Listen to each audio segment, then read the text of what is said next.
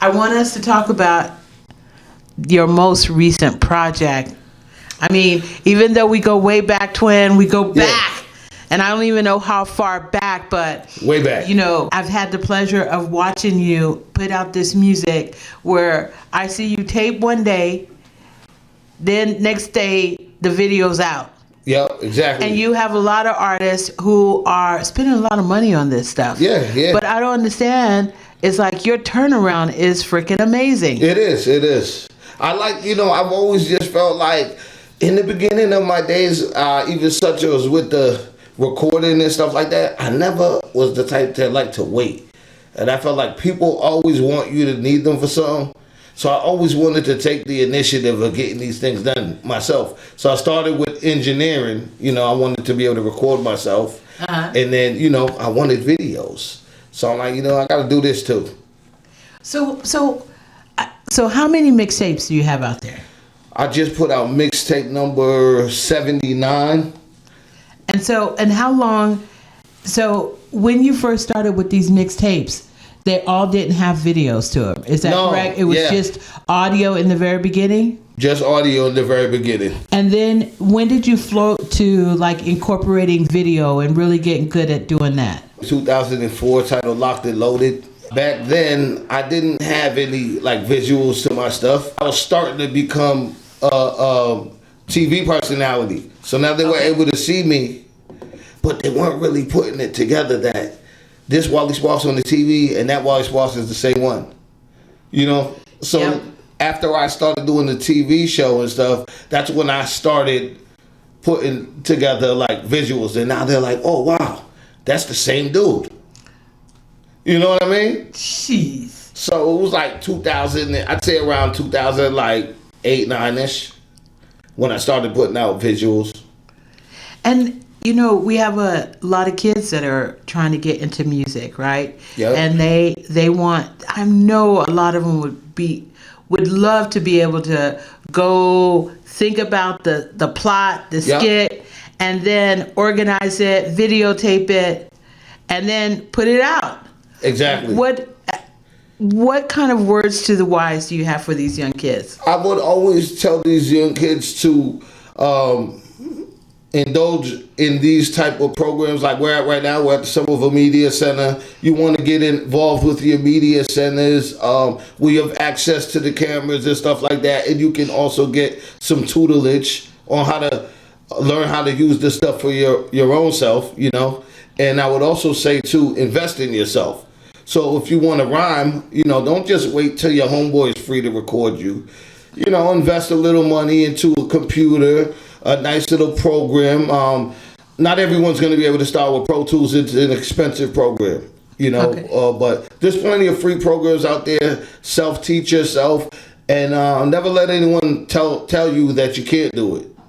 You know, because I'm living proof of the people I'm speaking to right now. You know, because they always told me, you ain't gonna do that. You ain't gonna. I used to tell dudes in my crew once upon a time that, you know, I'm sick of going to these studios, man. I'll get my own equipment and I'm do my own recording. And they used to literally laugh at me. Like, I never understood that because they was always at the crib freestyling with me while I was recording it anyways. But for some reason they thought I wouldn't take it to a higher plateau. So that was always my motivation. So what do you think that, you know, as we look at young kids that are out here, right? Yeah. And the struggles that they have, how do you keep that motivation? What are some of those red flags that you may have seen that you may want to share with people that are trying to do this themselves? Well, be very careful on who you work with, okay? And where you record your vocals and all that stuff. I've seen situations to where people record at certain studios and they're unable to get their tracks back, you know, because it's like they didn't do it themselves. Now you're dealing with, you have a falling out with somebody now. You got to worry about, what about my music? You know, how am I going to get this? So you want to look out for the red flags in people. You know, it's always good to have somebody look out for you. But you want to do your research, because I've been shammed back in the day like that, you know, where it's like, let's just say, for instance, like I said, maybe I'll record a track with somebody at their studio, and then, you know, maybe we have a falling out down the line. Now it's like I can never get that track. I can't track them down. And people do spiteful things. This is a very spiteful game. And just, you got to have thick skin for this. So just be prepared to deal with all types of people. So another piece of words to the wise, when artists, if you do have to deal with an engineer, what type of product should you walk away with? You know, after you do your music and all of that, what are the kind of pieces that you should be walking away with? Oh, these are good questions. These are one-on-ones right here. That's a real. So I go to the That's studio. what you wanted, I go right? to the studio and what I'm expecting to get when I leave. Yes, right? yes. You want to get quality work, you know, but you got to respect the business of where you're paying hourly. So you might not, if you only have enough money for an hour, you're gonna get an hour's worth of quality, you know. Okay. There's not always enough time. You know, the mix is what takes the most amount of time to do. You know, to lay down the vocals, depending on how assertive you are with your rhyme delivery and how well you can get it out, that's on you. But that's really the breeze through part. That's the quick part. Now, the important part is the mix. You want to make sure everything's aligned right. Now, your hour might run out. You know, I recommend for anybody, if you get studio time and you want to walk out with a quality track, to definitely get more than 2 hours. Oh. You're going to want to spend like some good time making sure you got your flow right. So, you know, you want to rehearse it all before you go. Make sure you got it nice and polished. You want to polish that off. You can probably get that done in 45 minutes. Now you got 15 minutes to play with plus a couple hours for the mix.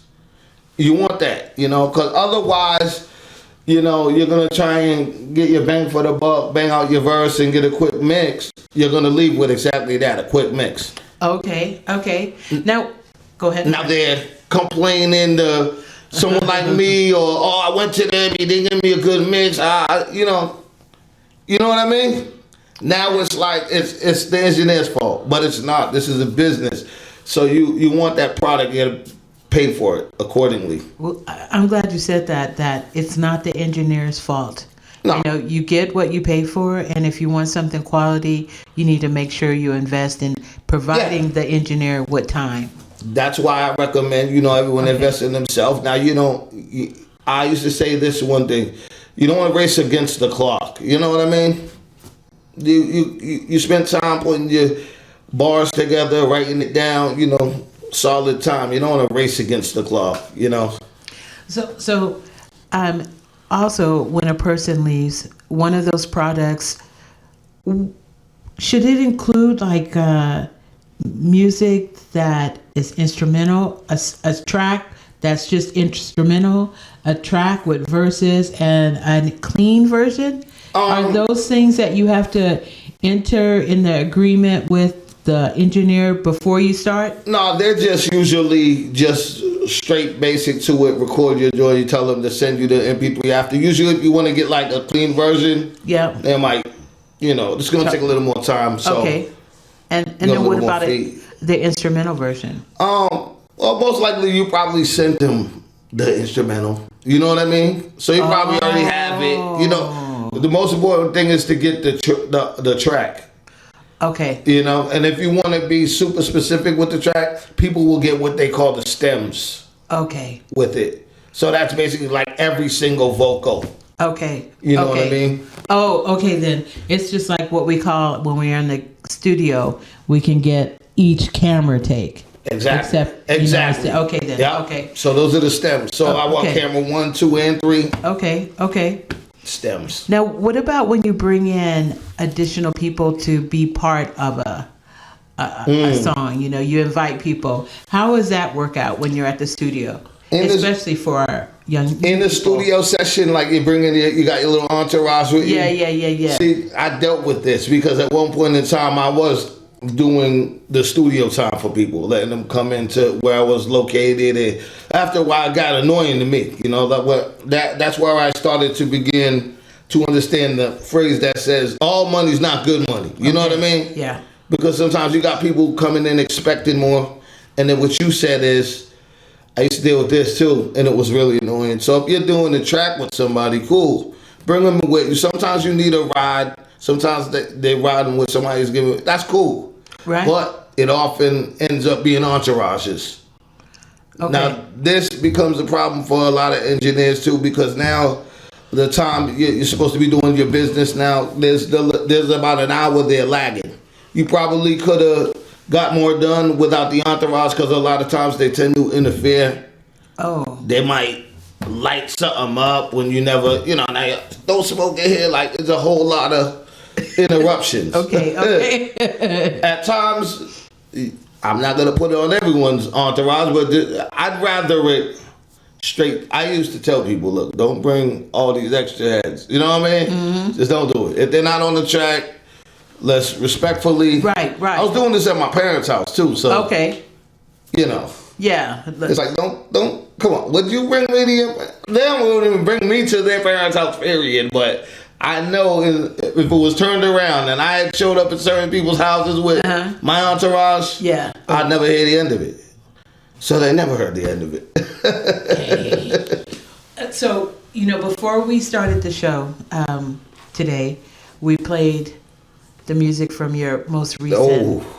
Okay. We got 14 tracks on there. Y'all played the whole thing? We played the whole 35 minutes plus, Okay. And so we'll be editing it and putting it into the show and doing all kinds of stuff with it. That's wonderful. And I'm going to leave it here, and it'll be what plays, every week. Ooh. So tell us about this last mixtape. All right. Well, this last mixtape is mixtape number 79. In which I went into mixtape number 78. I dropped the end of 2024. So I went. That was called Trap Storm. So I said I'm going on a silent mixtapecation, where basically I didn't make no announcements or nothing, but I wasn't putting out no tapes for a whole year. So it's been like a year. I wasn't really planning on coming back, but sometime. Around the end of October or something, I was just in conversation with somebody and and I goes, yeah, man, ain't no thanks. We just talking about how people don't reciprocate well. And I'm like, ain't no thanks forgiven. And I'm like, hold on, wait a minute. That sounds like a good name for a mixtape. Right. So I say, I'm going to put something together. No thanks forgiven. November season, Yeah. This is for all the ungrateful. We grateful during these times and stuff, and family, and it just fit the bill. No, and it hit a lot of people straight in the face, because I don't think sometimes people realize how ungrateful they could come across. That's a fact, right? And I learned from experience. There was times where I was ungrateful, but you got to learn from your mistakes to be a better person. So. Yes. You know what I mean? We do. Yeah. As they say, you've got to, if we expect to move forward, we got to let go of some of that stuff from the past. Yeah, just some of it. I was listening to, who was it? I forgot who it was, but it was Bruce Lee. Okay. Some people, those motivational speakers, some people, you listen to, but a Bruce Lee, I had to make sure I listened to the whole little snippet. Yeah, right? Exactly. Yeah. You're not just skipping through it. No, because what you did was a cool way of kind of making a person reset. Facts. No. Facts. Yeah. And the good thing, and this, it's honestly, I can say, is like, even though I wasn't planning to put nothing out and how it just came out, but it's become one of my favorite tapes. Okay. Because it has a lot of different versatility on it. It's starting off bold. Actually, you were talking about the videos and the turnarounds. Yeah. I actually just was shooting the video before I came up in here. Yo ho, Summer Nova. You know what I mean? Watching it. We may have to do a watch party here. Yeah, exactly. I just shot a video for the intro track called I Don't Give a. You know? Okay. So how many videos do you plan on making? You got 14 tracks. You gonna do a video for each? I almost have a video for each, not purposely, but there's probably only like 4 records where I don't have videos for. So this is gonna add to that. And then if I make 3 more, what I will do is I'll come out with a visual mixtape of this, where it's all the videos in order, you know, and I may even put a little bit of dialogue in between them, just to, you know, maybe like, as they say, like a deluxe edition.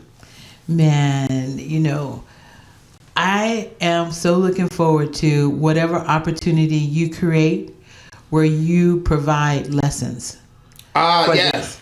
You know, I hope that I'm part of this momentum to kind of get you in that space, because what you do is not what everybody is doing. You know, they're you know, looking for this, looking for that, but you've taught yourself how to do these things. And you know, we all are dealing with financial issues now, but the fact that you got your camera, you got your partner, you do your stuff, and then you put it out, when we see so many people that are kind of getting caught up. You know, don't have someone to do the videos. The videos it's a tough are game. worth it, but very expensive to some. Yeah. That's why it's good now. They have a lot of stuff even on your phone. A lot of these young kids, they got iPhones. The cameras on the phones. People are making videos with the camera phones and all that. They got little free programs you could use to edit. CapCut and stuff is one that they're using right now. There was a program that started at the Harvard Law School, but it was called Just Flicks. And what it was about was teaching kids how to utilize their cameras to capture stories. Right? Because not everybody's has a camera. Exactly. Have the skills. But yes, they can do CapCut. You know, they can do those other things that are free on the internet. But it's like really making them feel like you don't have to have a camera. Use the cell phone. And a lot of people are doing that right now. But I mean, you have, just the turnaround, and of course, one of the soft ones was the video with DJ Friendly. No. Officer Friendly. Officer Friendly. R.I.P. Dawn Hazel, man. That's my man. I love Dawn Hazel. You know? Yes. Officer Friendly. That was, I like to call that a hood sitcom. Yeah. I'm gonna go repost that one up. I repost that one up it's already online, but I like to every few months re-upload something. You know what I mean? Yes. Now, speaking of re-uploads, I know we wanted to talk about the music and everything, but man, let's talk about Max B. Ooh, Al, Max Biggervelli. Welcome home, Max B, man.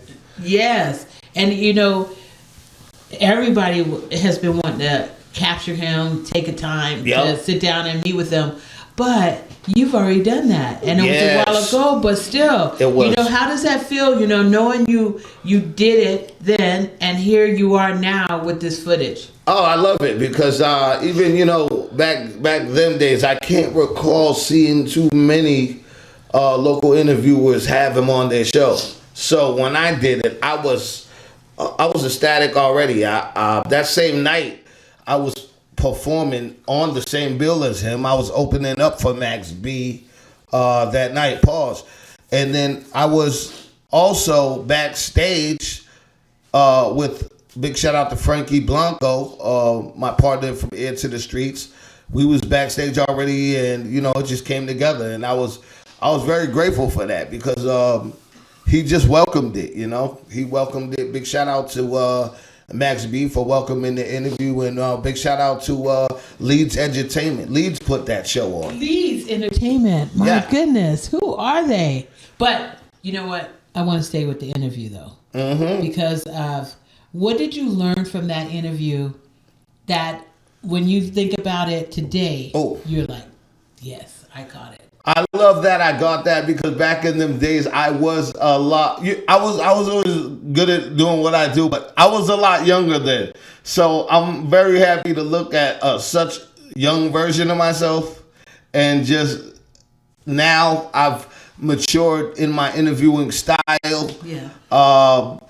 I said to myself, because there's a in particular question on there where I questioned him about Jim Jones, because it was, and as my man Stack said when he talked, he said, Wally don't do stuff like that. That was a little messy swirl right there, but I felt like at the time I had to be the dude to ask that for the city. I felt like, oh, is Wally gonna ask her? Wally gonna say something about Jim Jones? Nobody even knew I was gonna get the interview, but I know when because this whole clip was like, fuck Jim Jones, wow. A few of my people thought it was about to get crazy in there, but he kept it smooth and he said, move on to the next question. Oh. He didn't chop it up or nothing. He still gave me the rest of the interview. And a lot of times when people throw in a little smoke, they'll be like, all right, this is the end of that. So I also look at it, I said, I took a risk with that one. You know what I'm saying? Do you think you would risk it again? I already did it. On your No Thanksgiving, your most recent mixtape,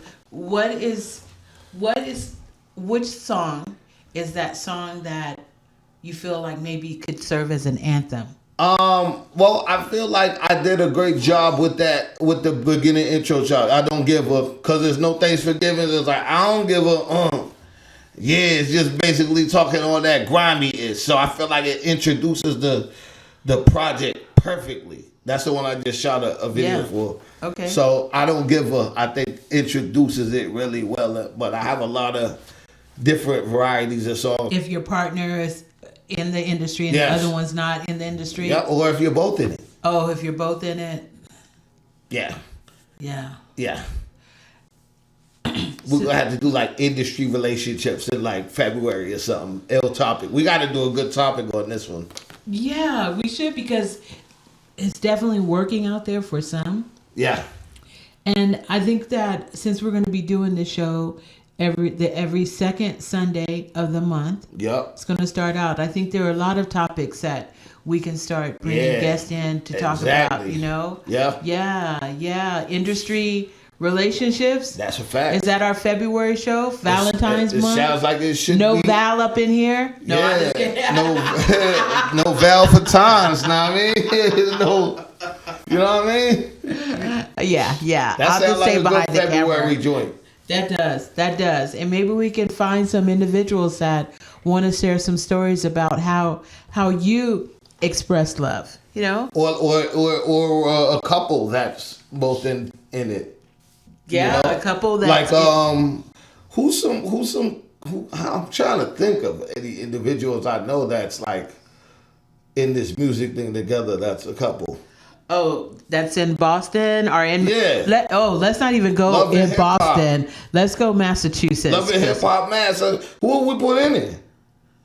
Oh, you got your people you put me on do Sassy and Terry. Borderline. Yep, Sassy and Terry. One hip hop couple. That's a hip hop couple. Well, the individuals that run the Cypher that just got married. Oh, okay. Right. We got a Cypher couple. Okay, we have a Cypher couple. There's got to be let's go on the hunt. Yeah, that's gonna be good. Yeah, we should bring in a hip hop couple. It's been one hell of a ride, man. You know what I mean? I got somebody here with me that I actually just want to pull up real quick. Okay. Yo, Ryan, come over here, man. Ryan, what up? This is my What's protege, good, y'all? by the Shout way. out Boston Free TV. How y'all doing? My protege, by the way, y'all. Just This so big y'all bro right here taught me everything I know. Yeah, man. Just Ryan, man. Just give him a couple words, man. I've always been into the music, and when I found out he be doing this rap shit. Okay, my question. So how long y'all been working together? With Ryan? Yeah. Now I'd say about 5 years. 2020. Okay. What? The pandemic. Oh yeah. Oh, you talking about on TV and all that? Well, there's something. I took Ryan right under the wing when I met him on. But like we like officially like started like doing videos and all that like during the pandemic. That's like when I shot my first video. Yeah, DOA.